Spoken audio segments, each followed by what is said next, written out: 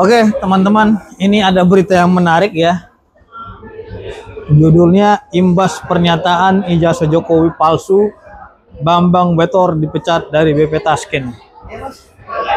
Dan ini sudah menjadi pemberitaan-pemberitaan di berbagai media mainstream Republik Indonesia bahwasanya Betor diberhentikan dari BP Tasken. Tanggal suratnya kalau nggak salah tanggal 1 Juli 2025 ketika saya berdebat dengan Betor di salah satu TV nasional Indonesia, mempertanyakan terkait dengan tuduhan-tuduhan dan tudingan yang termasuk dengan keterlibatan caleg-caleg PDIP. Sehingga tanggal hari itu juga yang bersangkutan dikeluarkan surat pemecatan. Jadi mohon maaf juga nih buat Betor nih, bukan karena Fitra, itu karena omonganmu sendiri gitu loh. Tapi pertanyaan saya itu menjadi trigger bagi dirimu sehingga kamu dipecat. Nah, ini akan kita tanyakan nih sama Paman Nurlete ya, seorang praktisi hukum, terkait dengan omongan-omongan Betor ini.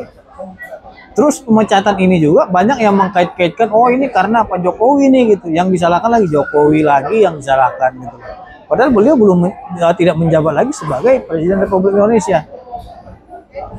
Ada juga yang menyalahkan, oh jangan-jangan ini wakil presiden nih, gitu loh. Isu-isu daripada pemecahan beliau dari BP Tasken.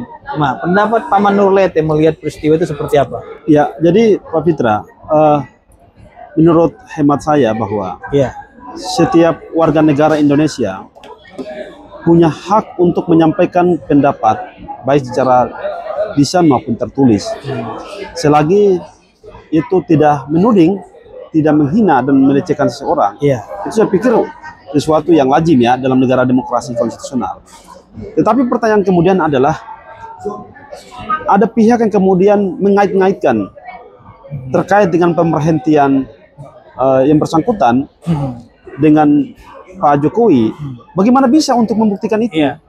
Sementara Pak Jokowi sudah tidak lagi menjadi seorang presiden aktif. Nah, sehingga apa yang kemudian didalilkan di ruang publik sekarang ini, menurut hemat saya, itu hanya sifatnya asumsi.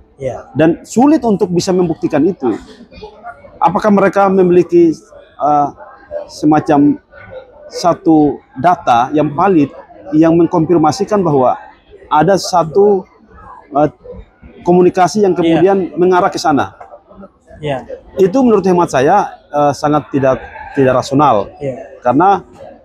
Karena pada akhirnya apa yang kemudian mereka sampaikan di ruang publik selama ini itu belum bisa dibuktikan secara hukum bahwa ada keterkaitan. Nah, jadi menurut saya mereka hanya mencoba untuk kemudian membangun opini-opini liar saja, mengaitkan. Dan itu tentu sangat kita sesalkan bila tidak terbukti ada keterlibatan Pak Jokowi dalam pemecatan terhadap yang bersangkutan. Sehingga menurut saya ini satu kondisi kegaduhan di Republik ini yang kita tidak boleh membiarkan begitu saja. Harus ada upaya hukum menurut saya. Jadi, apakah ada kebencian seseorang terhadap Jokowi sehingga apapun nyamuk yang lewat yang disalahkan Jokowi gitu loh kan? Terus nanti ada yang muncul suatu itu yang salahkan Jokowi. Ini kasihan loh kita lihat beliau ini. Padahal kan seharusnya kita menghargai dia sebagai seorang mantan presiden yang pernah menjabat sebagai Presiden Republik Indonesia 2 periode. Iya, jadi Pak Fitra, menurut teman saya setiap pemimpin pasti ada punya kekurangan dan kelebihan. Nah, namun kita tidak bisa atas nama kebencian, ya kemudian ada dendam kesumat seperti yang saya berikan contoh Ahmad Gojinudin, karena mereka selalu kalah di pengadilan terus menerus, sehingga apapun kesalahan, apapun isunya selalu dikait-kaitkan dengan Agus Rai Group, dikaitkan dengan Panono Sampono.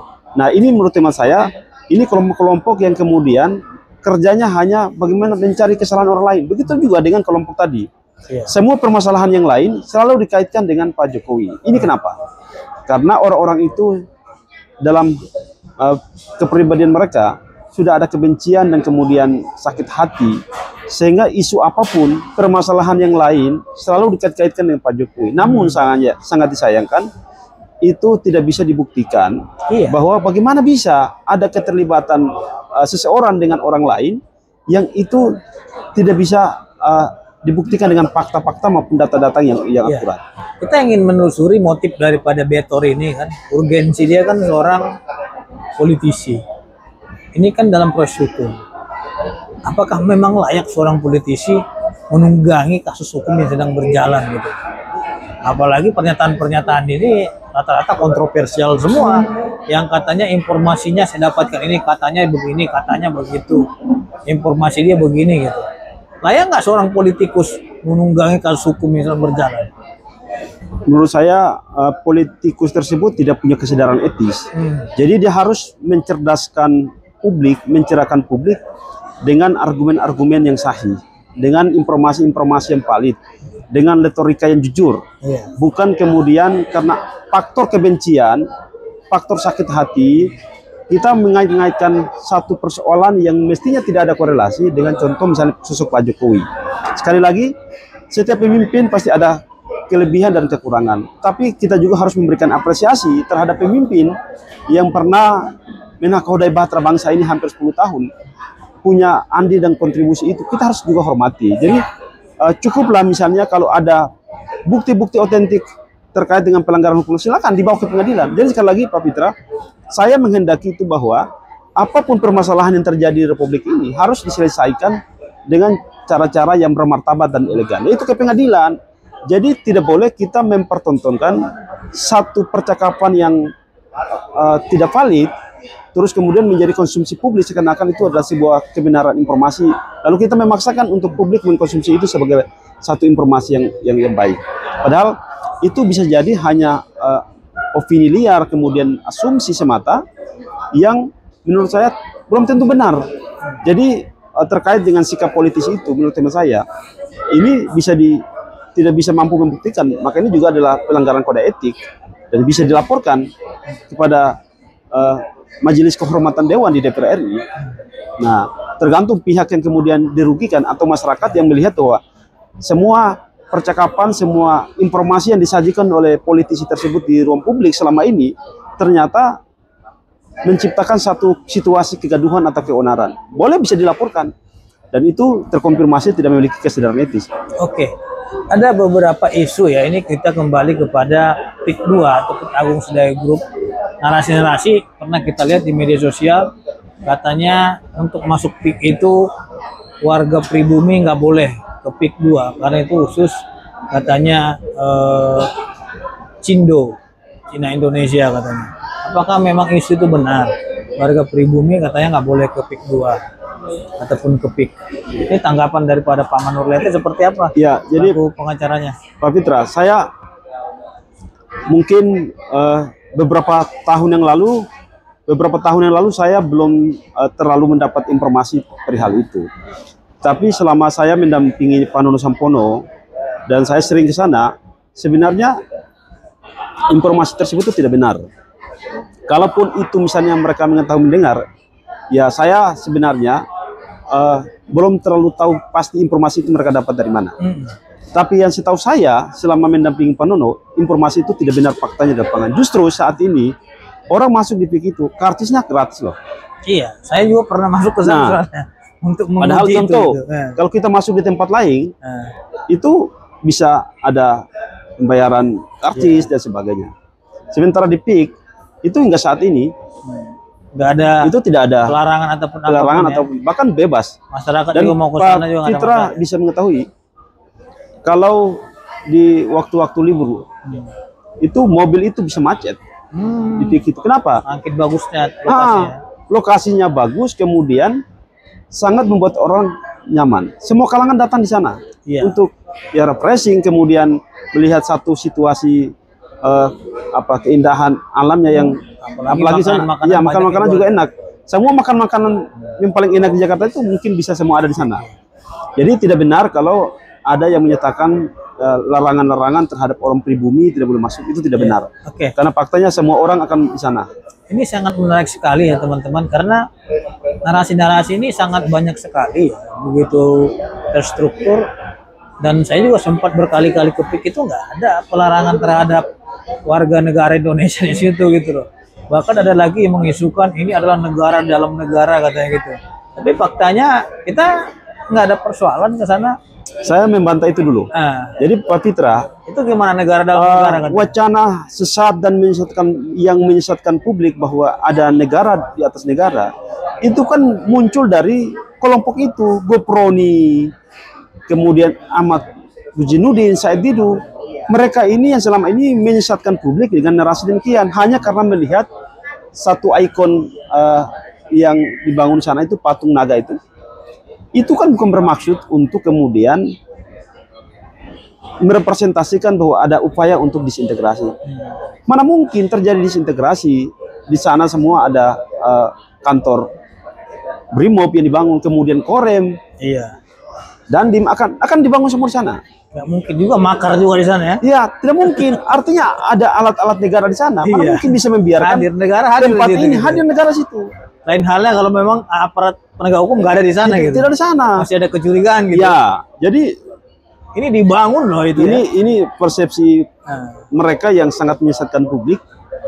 Karena tadi dalam diri mereka itu hanya kebencian, kemudian sakit hati. Apapun yang mereka produksi dalam publik itu orientasi bagaimana iya. warga dan masyarakat Indonesia menghina atau membenci kepada pihak swasta.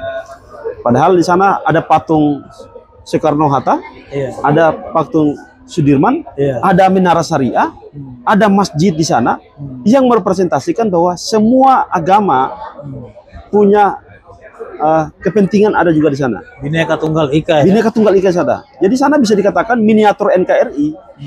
Jadi sangat tidak benar. Berarti Jadi hoax dong kalau dibilang hoax. negara di atas Itu. negara katanya. Nah, kalaupun misalnya ada kehendak pihak Agung Sedayu Group untuk ingin bahwa Agung Sedayu PIK itu seperti Singapura, bukan berarti menjadi negara lain seperti Singapura. Maknanya bukan seperti itu. Maksudnya semua keindahan, semua fasilitas yang bisa mendatangkan orang ke Singapura akan nanti ada di PIK, sehingga orang tidak harus mesti ke luar negeri. Itu maknanya di situ. Tetapi oleh mereka memaknai bahwa dengan adanya patung itu kan cuma ikon. Nah, lalu kemudian di sana ada perumahan-perumahan yang itu menciri khaskan punya Belanda misalnya. Nah, dan nanti yang terbaru itu ada beberapa kampus dari luar negeri yang termasuk Universitas Kebangsaan Malaysia yang akan nanti Luar dibangun di biasa. sana. Jadi teman-teman ini sangat luar biasa sekali ya. Artinya kita juga bangga dan kita juga senang apabila ada orang yang ingin memajukan bangsa kita sendiri. Ya, betul.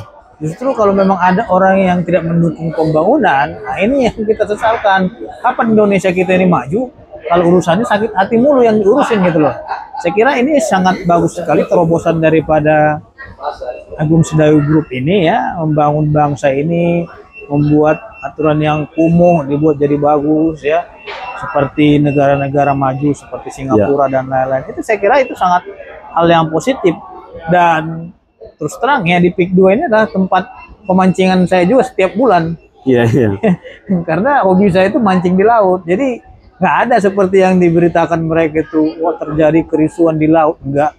Saya yang sering mancing di sana juga biasa-biasa aja, nelayan juga biasa-biasa aja di sana. Nggak ada seperti yang diusulkan heboh sampai mau pukul-pukulan, nggak ada. Itu kan nelayan cuma minoritas aja yang sok-sok ini gitu. Tapi kalau memang mayoritas nelayan di sana biasa aja, mereka juga nggak mau terlalu pusing bahas-bahas politik ataupun hal lainnya. Mereka nyari ikan, tangkap, bawa pulang ke rumah, selesai. Ataupun bawa pemancing, dibayar berapa juta, selesai.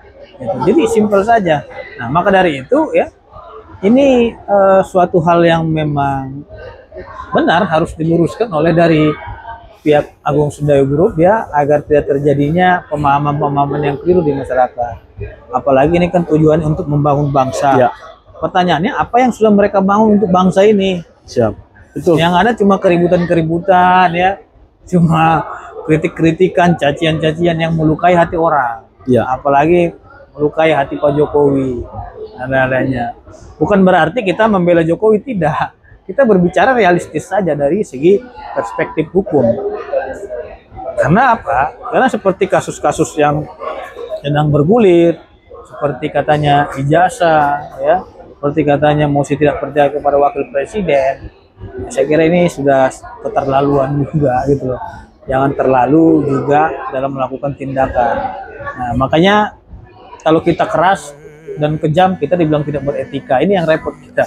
Maka dari itu kita tinggal menilai saja siapa yang memang wajib didengar atau tidak. Itu semua kembali kepada masyarakat.